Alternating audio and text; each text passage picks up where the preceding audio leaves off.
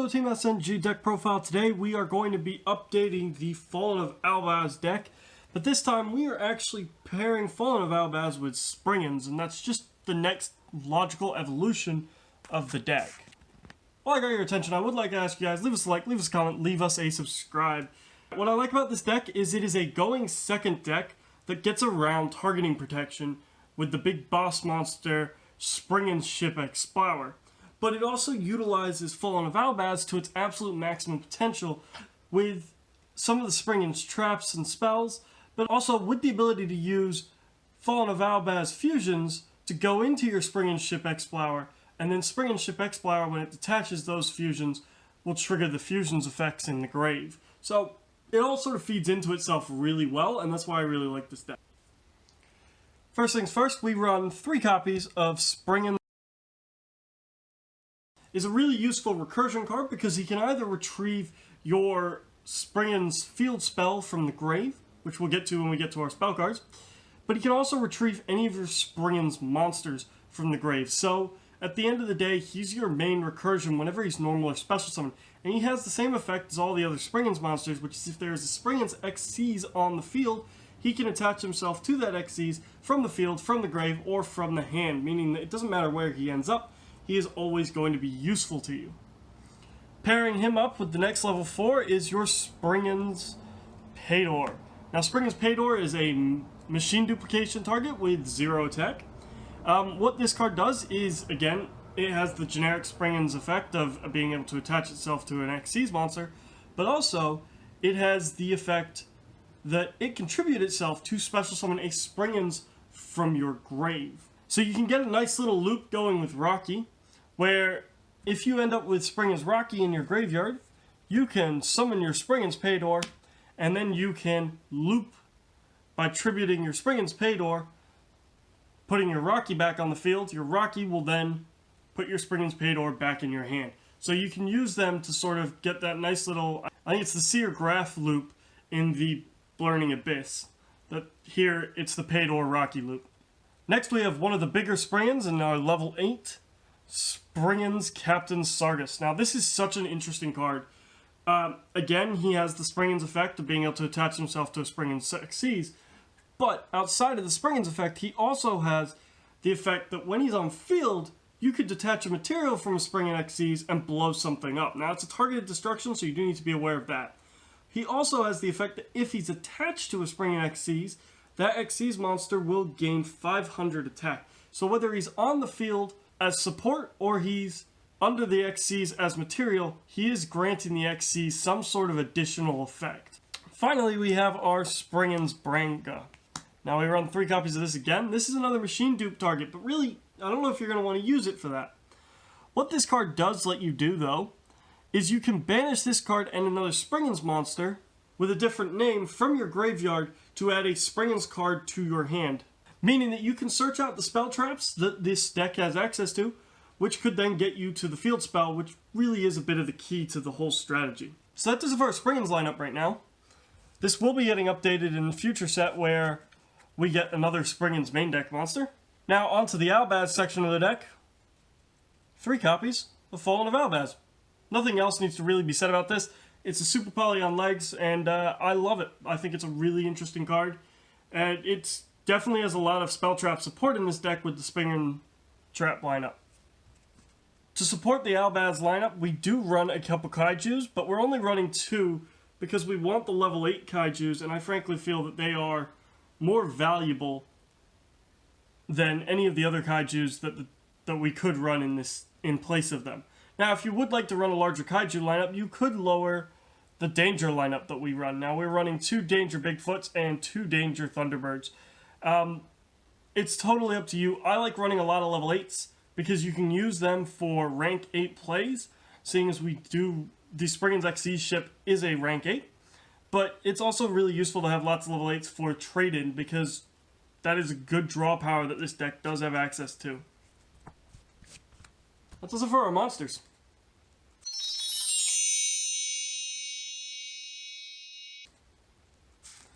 Onto our spells. Now, the spell that makes the whole deck go. 3 copies of Great Sand Sea Gold Golgonda. Now this is the Springans field spell that we were talking about. This card is so good. All Springans XC's monsters gain 1,000 attack while this card is in the field zone. On top of that, you can send a Springans monster from your hand to the grave to special summon a Springans XC's from the extra deck, so long as you don't already have a Springans XC's on the field. So you can use this to cheat out your Exblower, and seeing as all your Springans monsters attach themselves to the Exblower, your Exblower is still going to have material for its effects. On top of that, if a face-up XC's monster was to leave the field by any means necessary, then you can target a monster on your opponent's side of the field and it cannot attack for the rest of this turn. So that partners itself really well with Exblower's effect that will quick effect banish itself, because it means that you can reactively turn off your opponent's ability to attack you. The next spell card that we run is 3 copies of Springans Watch. Now Springans Watch is terraforming, effectively. It lets you search out Great Sea Gold Gaganda. On top of that, it also acts as a Rhoda and Foolish Burial if Gold Gaganda is already on the field. So you can use it to either search out the field spell that you need to fuel the deck, or you can use it to search out a Springans monster and send one to the grave with Gold Gaganda being on the field already. And as I said, because Gold Gaganda is so important, well, we're also running a copy of Terraforming just to make sure that it's easy for us to see. So right here we are running 7 copies of Gold Gaganda.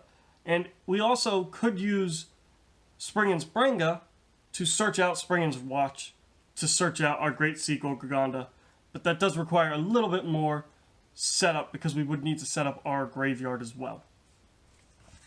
Now, as mentioned, we do run a couple of machine dupe targets, so we are running 1 copy of Machine Duplication. Nothing too surprising there.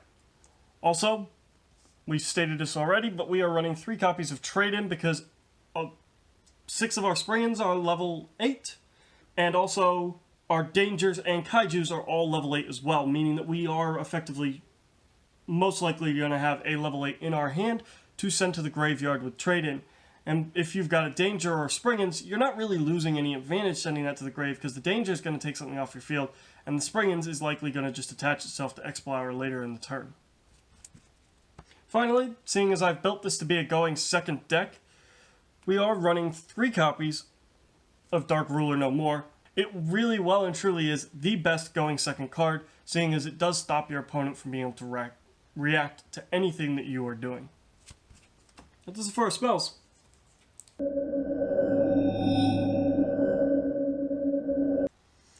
Onto our traps.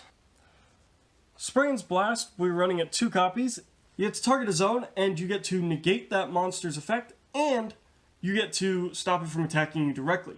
Now, if you have a Fallen of Albaz fusion on the field, which you might from time to time, you can actually target 2 zones, and you can negate their effects. Now, if there's no monster in the zone you target, that zone cannot be used until the end of the turn. So you could use this to turn off zones that maybe link monsters are pointing to, so as to stop your opponent from necessarily comboing off. That's a really powerful effect.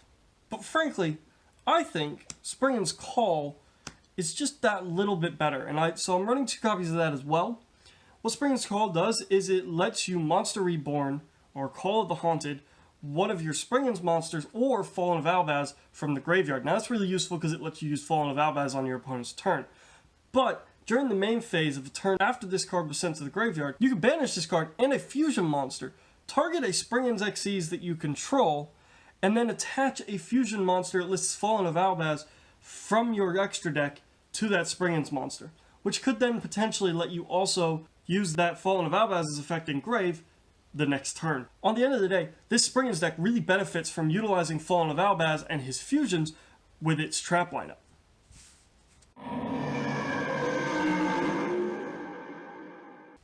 Finally, onto our extra deck. So we've talked about it quite a bit. 3 copies of Springans Ship Exblower. Now, Springans Ship Exblower requires 2 or more level 8s, so it's a nice generic card, meaning that you could build it using Dangers and Kaijus, or you could build it using your Albaz fusions, because they're all level 8 as well. What this card does is let you detach a material from it and target a zone. Depending on how many materials you detach, you can blow up cards in the zone you target and zones adjacent up to the number of cards that you detached from it. So it could effectively act as a bit of a board wipe and is really useful in that sense. On top of that, during your opponent's main phase or battle phase as a quick effect, you can banish this, which will then send all the materials attached to it to the grave. But that's no problem because all the Springans monsters will reattach themselves to it. And if you have any Fallen of Albaz fusions, they'll all let you special summon a Fallen of Albaz from the deck in the end phase, meaning that you could potentially trigger your Fallen of Albaz on your opponent's turn. Speaking of our Fallen of Albaz fusions, we are running 3 copies of Titaniclad. Now this is still the best Fallen of Albaz fusion. He's unaffected by the effects of monsters special summon from the extra deck the turn that he is summoned. On top of that, he gains attack equal to the level of the monsters used to fusion summon him times 100, so he can become quite a beefy monster. Next, we do run 2 copies of the Brygran the Glory Dragon. Now, this is the Tri-Brigade fusion, and what he basically does is he can't be destroyed by battle. So, he just becomes a monster that sits on the field.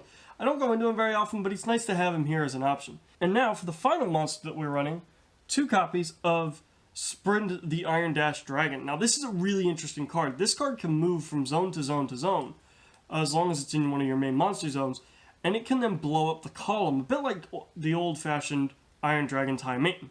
God, it's awful to hear me say that is an old-fashioned card. That's been around for, what, 2 years, 3 years at this point? It's not that old-fashioned. But Spring the Iron Dash Dragon is a better version of it. All of these cards have the effect that when they are sent to the graveyard, they can special summon or add to your hand Fallen of Albaz during the end phase of the turn they were sent there. So if they are sent there because your Exblower has banished himself and they were attached, they will trigger. Or if they're sent there by an opponent's effect, they will trigger. So at the end of the day, it's really useful and you do have lots of options here. Sprint the Iron Dash Dragon, though, he has the ability that he can also special summon a Springans monster. So you could summon your Springans Paydor. Now on to some of the other cards that we run. This is a bit of a wild card. I quite like it. This is the Steel Star Regulator. Now, this card requires 3 non-link monsters. So you can use a fusion, an effect, and an Xyz, or you can use 2 Xyz, or whatever you want to do. This is a really interesting card, and I really quite like it as a choice here, because it gains 100 attack points for every rank or level sent to the graveyard for it. So you can't use link monsters, so everything's going to boost this up. But a lot of our stuff that we're going to be sending for this will likely be level 8 or rank 8, which at the end of the day means he's going to get really, really big. On top of that, you can target one non-link monster your opponent controls with an attack less than this monster's and destroy it. Then, if this card was link summoned using an Xyz monster, you inflict damage to your opponent to half the destroyed monster's attack points. So, the nice thing that you've got here is this is likely going to be bigger than most anything your opponent has on the field if you use 3 level 8s or rank 8s to put it on the field yourself. It's then going to likely deal some damage to your opponent as well. So, this is the one benefit to using Machine Dupe on your Springans Branga, because now you've got 3 Springans Brangas on the field, you send all 3 of them off for this guy, and this guy's now sitting there at a whopping 3,400 attack, and is likely going to be able to take stuff off your opponent's field. Now, we do run some other options. We run a couple Super Poly targets to utilize with our Fallen of Albaz. Fallen of Albaz can use himself in a dark to go into Starving Venom Fusion Dragon, or if Zombie World's on the field, he could go into the Dragon Necro Nether Soul Dragon, which, Zombie World running around a whole lot right now? Not necessarily, but it's always a good option. On top of that, we also are running 1 copy of Dingirsu just because it's a nice little bit of spot removal that the deck does have access to. And it's quite easy to make considering the fact that we are running so many level 8s and it's easy enough to spam some of them onto the field. Now, at the end of the day, this is only a 14 card extra deck, so you could definitely slot in another rank 8, or you could swap out something to slot in a few more rank 8s. It's totally up to you. These are sort of a preference. I feel like these aren't necessarily mandatory to make the deck operate, whereas I do feel like a lot of the Fallen of Albaz fusions and the Springans Exblower are obviously a lot more critical to the deck's functionality.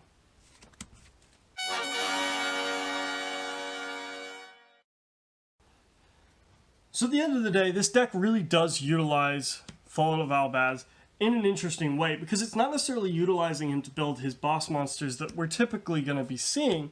It's more using him to create boss monsters that can then be put together with a Springans engine to give yourself a really powerful Exblower that can then utilize Fallen of Albaz, not on your turn necessarily, but also on your opponent's. So Fallen of Albaz is a real key to this deck to helping you break your opponent's board before they hand the turn back over to you. Now the Springans engine really does rely on its field spell, Great Sand Sea Gold Golgonda. And so we need to make sure we're running plenty of copies of it with the Springans Watch and the Terraforming that we're also running in the deck. Now, Gold Golgonda is so important just because of the fact it turbos out your boss monster in Springans Ship Exblower that gets around targeting protection in a really interesting way. And if you're worried you're not going to have materials, well, all of your Springans monsters are going to attach themselves to it. To put on your Springans Ship Exblower, and at the end of the day, Springans Ship Exblower is going to... And at the end of the day, Springans Ship Exblower does keep returning to the field over and over and over again, and it dodges your opponent's destruction with its own quick effect, which is really nice. This card can become a problem boss monster that keeps coming back over and over. On top of that, the small Springans trap lineup that we're currently running helps utilize Fallen of Albaz and his fusions to give yourself that extra bonus. So it really doesn't make sense to run a Springans deck without your Fallen of Albaz in it. Because, frankly, Fallen of Albaz makes Springans better. And Springans, they make him better too. So at this point, I'd like to thank you guys for watching. Do leave us a like, leave us a comment, leave us a subscribe. Help us get to 200 subscribers, because the minute we get there, I got something to announce that'll be really exciting for you. And all I can say at this point is, I'll see you guys at the next video.